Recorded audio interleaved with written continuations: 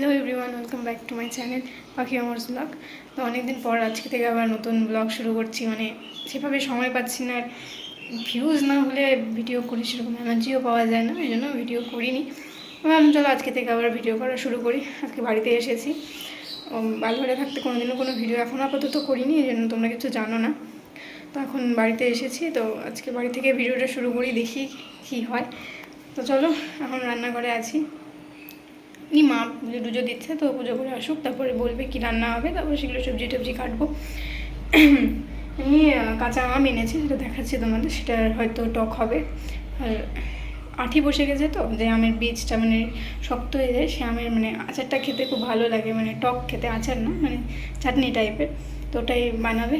তো চলো, এই যে এগুলো আমাদের গাছেরই কাঁচা আম, কিন্তু বড় বড় হয়ে গেছে। এগুলোর আচার চাটনি ভালো লাগবে, বারবার আচার বলছি। এইটা পেকে গেছে, এই আমটা মিষ্টি খেতে হয়, পরে একটু আরেকটু পাকুক, তারপরে এটা খাওয়া যাবে। কি বলি, সকাল থেকে খুব ইচ্ছে করছিল যাতে ডাল ভাতের সাথে একটু আমের চাটনি হলে খুব ভালো হয়। ওখানে দেখি হট করে মা কাঁচা আম নিয়ে চলে এসেছে। এখন আমি আর কি করি, ফটাফট জোগাড় করতে বসে গেছি, যাতে যত তাড়াতাড়ি জোগাড় হবে তত তাড়াতাড়ি রান্না হবে। এই জন্য সবার আগে আমটাই কাটলাম। আর আমটার বীজ বসে গেছে, তো কাটতে একটু শক্তি লাগছিল যদিও বা, কিন্তু সবই হয় বস। তারপরে দেখো কাটতে যায় গোটায় ঘেমে গেছি আর কি। তো এদিকে আমগুলো কেটে রেখে দিলাম, ছোটো ছোটো করে কেটেছি যাতে সিদ্ধটা তাড়াতাড়ি হয় আর মিষ্টিটা যাতে ভালো করে ঢুকে আমটার ভিতর, ওই জন্যে। আর মেন কথা যাতে সিদ্ধটা তাড়াতাড়ি হয় সেটাই।